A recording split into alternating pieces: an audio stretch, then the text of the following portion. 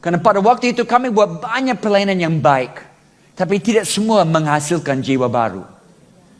Dan kami memutuskan semua pelayanan yang tidak menghasilkan jiwa baru, stop. Dan hanya meneruskan pelayanan yang ada hubungan dengan tuaian. Dan itu baik. Karena sekarang semua pelayanan menuju kepada tuaian. Semua komsel, semua cool. Ada pelayanan di luar tiap minggu. Setiap pelayanan musik, pelayanan di luar. Setiap ajaran di gereja, ajaran untuk bawa keluar. Semua fokus di luar, bukan di dalam. Dan Yesus, ayat berikut, dia bilang, cari orang yang damai. Orang yang buka rumah dan bilang, ayo masuk ke dalam. Orang yang punya persiapan supra alami. Seperti Cornelius di dalam Kisah Para Rasul 10. Dia bukan Kristen, bukan Yahudi. Tapi Tuhan datangi dia dengan penglihatan, dengan beritahu akan ada orang datang ke rumahmu, berikan kabar baik, dengarlah. Dia siap. Di kota lain Tuhan datangi Petrus. Mau minta dia ke Cornelius, tapi Petrus, kami pakai kata di Indonesia, di Papua, Petrus kepala batu. Perlu 2-3 kali Tuhan yakinkan Petrus untuk pergi. Tangkap ini. Tuhan bicara kepada non-Kristen sebelum gereja sadar. Tuhan buat sesuatu, mempersiapkan tuaian di umum, di sekular, sebelum gereja sadar sesuatu siap. Wow. Akhirnya Petrus pergi. Dan masuk dia bicara dan Cornelius dan seluruh isi rumah terima. Bukan karena Petrus pintar, tapi karena Tuhan sudah siapkan mereka. Masuk ke rumah orang damai. Bagaimana tahu rumah orang damai? Pergi ke biro statistik dan minta mana 777 Jalan Surgawi. Tidak akan tahu rumah orang damai dari luar. Harus masuk ke dalam. Masuk ke dalam komunitas, gengnya. Di mana mereka kumpul. Masuk dan lihat ada kehausan rohani dan banyak punya kehausan rohani. Mereka tidak mau agama, tidak mau gereja, tapi kehausan rohani sangat tinggi sekarang ini. Karena waktu penuaian, Tuhan sudah siapkan. Waktu Yesus di bumi ini, agama Buddha ada, agama Hindu ada. Dan karena Yesus adalah Tuhan, dia tahu Islam akan datang. Yesus tidak pernah tegur orang karena isu agama. Dia hanya tegur satu golongan, munafik. Orang Farisi yang bilang, oh kami punya hubungan dengan Tuhan tapi tidak jalankan. Kalau Yesus tidak bikin masalah mengenai agama, saya juga tidak akan. Saya mau bawa semua mengikuti Yesus. Dengan apa yang bisa. Ada di semua kekuatanmu, ikut dia dan jangan stop sepanjang hidup. Itu pemuridan. Di dalam rumah kami, ada 20 sampai 30 anak. Dari 20 tahun kami selalu ada anak baru. Anak-anak yang jauh dari Tuhan. Banyak masalah hidup. Waktu mereka masuk bukan Kristen, tapi dalam waktu cukup cepat mereka mulai ikut Yesus. Siapa muridkan mereka? Mereka memuridkan satu dengan yang lain. Kami pakai Matius 10 ayat 8 serius. Cuma-cuma diberi, cuma-cuma harus membagi. Saya bilang orang yang ketagihan narkoba, kamu belum lepas dari narkoba sampai kamu bantu orang lain lepas dari narkoba. Kamu bukan murid Yesus sampai kamu punya murid Yesus. Kamu bukan gereja sampai kamu rintis gereja baru. Itu bukti bahwa DNA ada. Jadi anak-anak kami, mereka buat house meeting. Waktu mereka mau terima anak baru. Ada teman yang jatuh di luar, mereka mau bawa dia tinggal di rumah. Oke, mereka buat house meeting. Saya dan istri tidak ikut. Mereka harus bulat hati untuk terima anak baru. Karena mereka akan muridkan.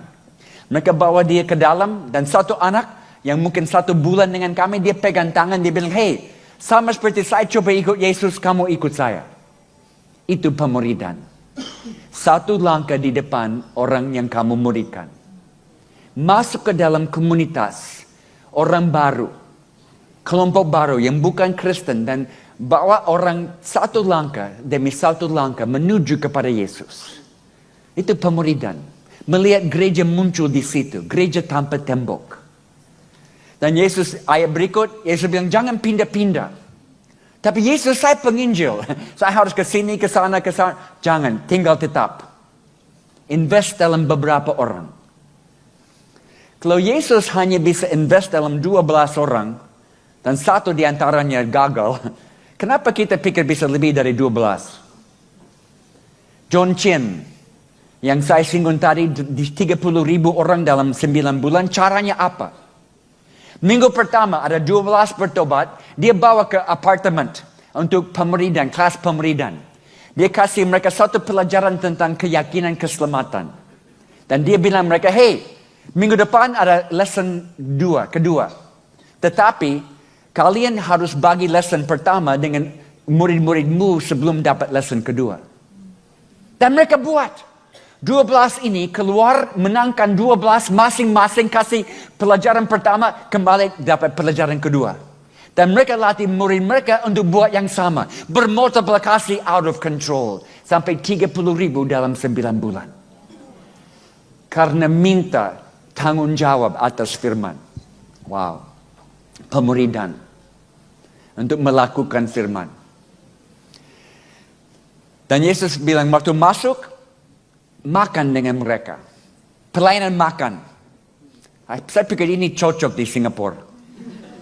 Karena 24 jam non-stop orang Singapura makan. Makan terus. Tidak ada jam di sini yang tidak bisa makan. Karena waktu makan dengan orang menerima dia. Waktu tolak makanan, tolak dia. Makan dengan orang. Masuk ke dalam hidup. Dan harus sadar, murid-murid Yesus orang Yahudi. Mereka dilarang masuk ke dalam rumah non-Yahudi.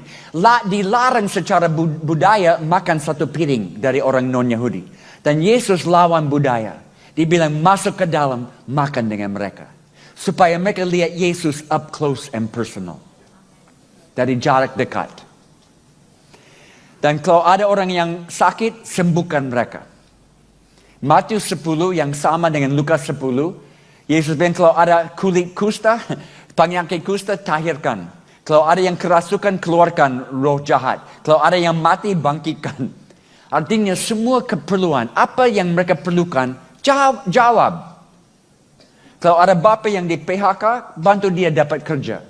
Kalau ada anak yang putus sekolah, bantu dia dengan les-les tambahan supaya bisa kembali ke sekolah. Kalau ada ibu yang korban kekerasan tangan besi dari suami, biar dia bisa curhat dan luka batin bisa sembuh. Kalau ada orang yang sakit, doakan dia supaya sembuh. Keperluan apapun, kamu jawab. Dan katakan, karena kerajaan surga sudah dekat. Karena tidak ada pelayanan sosial. Saya tidak suka istilah pelayanan sosial. Semua pelayanan rohani. Bawa unsur rohani di dalam semua. Dan katakan ini karena Tuhan sangat dekat kepadamu. Dan pada akhirnya kalau mereka tolak, ayat-ayat ini bilang, kebaskan debu dari kakimu dan pindah ke tempat lain.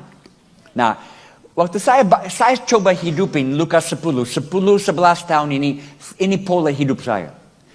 Dan saya problem dengan ayat ini. Bagaimana kebaskan debu dari kaki? Rasa kutuk orang. Tapi sekarang saya punya caranya. Mungkin saya pakai di depan ini beberapa anak jalanan yang saya hangout dengan kalian 1 bulan. 4 minggu. Tapi saya tidak lihat. Ada orang damai, ada orang yang siap dari Tuhan, yang mau responi. Saya akan datang. Hey, kita sudah hangout 4 minggu. Tapi saya lihat di sini. Yesus bilang, saya hanya bisa tinggal dengan mereka yang responi. Apakah kalian orang yang mau responi? Atau lebih baik saya pindah ke tempat lain? Saya kasih tinggal ini pesan. Dan besok saya akan kembali dengan keputusan. Saya pergi. Esok hari saya kembali. Saya tanya, bagaimana keputusan? 9 dari 10 kali mereka jawab, wow Jim, kami tidak tahu Bapak begitu serius. Kami orang yang mau responi, tinggal dengan kami. 1 dari 10, mereka bilang, oh kami tidak seperti itu. Lebih baik Jim pindah ke tempat lain. Tapi saya taruh keputusan di tangan mereka. Karena saya menghargai setiap manusia. Tidak ada manusia di bumi ini yang layak menjadi objek pelayanan. Semua subjek pelayanan. Menghargai mereka. Ini pola pemuridan Tuhan Yesus. Saya akhir dengan 2 ilustrasi. Satu dari Kuba. Saya ke Kuba buat training misi. Komunis, ini negara komunis, gereja rahasia. Mereka hanya bisa kumpul di pinggir kota, di tempat rahasia. Ada 300 yang kumpul waktu saya di situ. Dan waktu saya kasih tantangan, 3 pemimpin lari ke depan berlutut responi firman. Mereka bilang kami pemimpin harus responi sebelum orang lain. Wow, saya sangat terharu. Saya mau bicara dengan mereka habis ibadah. Saya duduk dengan mereka dan satu orang saya tidak akan lupa sampai hari ini. Namanya Roberto. Roberto bilang saya, Bapak, saya penginjil. Saya suka rintis gereja baru. Tapi dokter bilang saya sakit. Penyakit kanker. Dokter vonis saya 6 bulan akan meninggal. Jadi saya janji Tuhan. Dengan setiap bulan Tuhan berikan, saya akan rintis satu sidang jemaat baru. Saudara, itu beberapa tahun lalu. Roberto masih hidup sampai hari ini. Dan setiap bulan dia rintis jemaat baru. Saya percaya Tuhan perpanjang hidup dia. Karena dia samakan tujuan hidup dia dengan tujuan Tuhan. Karena dia tahu ini waktu penuaian. Saya akhir dengan hero. Siapa hero saya? Anak-anak saya. Saya tahu anak-anak saya akan melebihi saya. Kita punya satu istilah atau slogan di Indonesia. Mau anak-anak ikut iman orang tua. Saya tidak setuju. Saya tidak mau anak-anak saya ikut iman saya. Saya mau mereka melebihi iman saya. Dan saya tahu anak-anak saya akan melebihi semua. Amy lahir besar di hutan. Bahasa pertama bahasa suku, bahasa kedua Indonesia, bahasa ketiga Inggris. Dan dia bantu mama karena kami homeschool. Jadi anak-anak ada sebagian dari tim pelayanan. Dari kecil mereka melayani. Umur 12 tahun Amy bisa bantu ibu-ibu melahirkan anak. Dia bisa suture atau jahit kulit yang terbelah dari perang suku. Dia bisa pasang tulang yang patah. Umur 12 tahun dia bisa buat semua. Mama yang latih dia. Akhirnya dia mau ikut kuliah medis di Amerika supaya dia bisa dapat teori yang sesuai dengan praktik yang dia sudah tahu. Dia selesai kuliah di Amerika, dia kembali dan dia buka klinik di tempat kami, klinik gratis untuk orang yang tidak mampu bayar. Setiap sore, setiap hari 100 pasien setiap hari. Dan dia luar biasa. Dia ahli malaria, HIV AIDS, dia di seluruh Papua dia tahu lebih daripada semua dokter yang lain. Dan banyak yang dilayani secara medis dan hati dibuka bagi Tuhan. Ada satu hamba Tuhan dari luar datang kunjungi kami dan dia ada bersama Amy di dapur satu hari bicara-bicara. Saya ada di kamar lain dengar-dengar dari jauh. Dan dia tanya, Amy, kalau kamu punya cek bisa isi angka uang berapa banyak? Apa mimpimu? Apa impianmu? Amy kejut dengar itu karena belum pernah ada orang tanya. Dia langsung jawab, saya buat mimpiku. Saya lakukan impianku. Saya tidak tunggu banyak uang. Saya tidak tunggu banyak perhatian dari luar. Apa yang Tuhan bicara kepada saya setiap hari saya lakukan cepat. Saya buat mimpiku. Itulah saudara, buat mimpi Tuhan dalam hidupmu. Impian Tuhan. Buat dalam hidupmu. Jangan buang waktu karena ini waktu tuaian. Ada harga. Ada harga yang kita semua harus bayar. Dan harga harus dinaikkan. Karena ingat, Yesus bilang kita diutus seperti domba di tengah-tengah serigala. Bahaya itu normal. Mungkin di Singapura ada kurang teologi penderitaan. Saudara tahu teologi adalah sesuatu yang bukan ahli teolog tulis, tapi kita tulis tiap hari. Dalam hidup ini, waktu kita mengalami sesuatu yang tidak masuk akal. Di mana kita alami sesuatu dan kita tanya, mana Tuhan dalam pengalaman saya? Waktu saya sakit malaria berulang kali, ratusan kali di hutan, saya tanya, mana Tuhan? Teologi penderitaan. Waktu anak-anak 2 hampir meninggal dari malaria, dalam koma 1 minggu, tidak sadar, obat tidak tolong, kami pikir Tuhan akan ambil mereka. Tapi hanya lewat doa Tuhan kembalikan mereka kepada kami. Tapi kami harus belajar ulang-ulang. Saya dan istri, kami lari pagi setiap hari. Tadi pagi saya lari di East Coast Road. 10 kilo kami lari setiap pagi. supaya dapat jaga fitness supaya tidak dapat melari terus. Dan juga waktu berdoa. Beberapa tahun lalu kami di kota sekarang dan kami keluar jam 6 pagi mau lari dan ada laki-laki yang datang perlu saya darurat. Jadi saya harus tinggal dan istri lari sendiri. Dia keluar dari kota, tempat sepi, tidak ada rumah. Dia tidak tahu ada laki-laki yang tunggu. Sembunyi di pinggir jalan di dalam rumput tinggi. Kuat-kuat, setengah mabuk. Waktu istri saya lewat, anak ini keluar, cegah dia dan lempar dia keluar dari jalan di mana tanah turun dan dia jatuh. Anak ini kejar, dia ambil istri saya dan bawa dia ke tengah hutan. Di mana selama 1,5 jam, dia coba perkosa istri saya.